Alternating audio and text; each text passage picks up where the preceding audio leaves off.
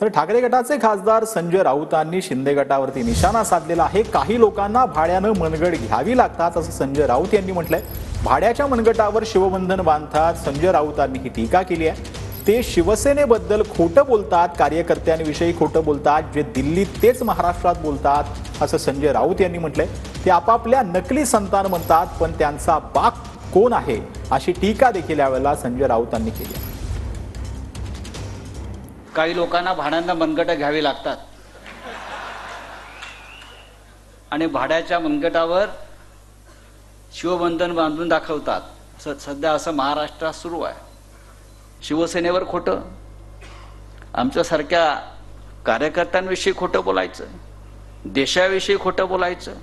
बरं, जे दिल्लीत तेच महाराष्ट्रामध्ये, जे वरपासून खाली झिरपत आलेलं आहे तेच आपण पाहतो।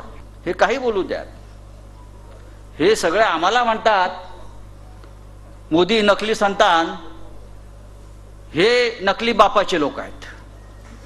हे जे राज्यकर्ते आहेत, हे यांचा बाप कोण आहे, यांचा मायबाप कोण आहे, उठ सूट दिल्लीत जाऊन बसतात, दिल्लीत विचारतात।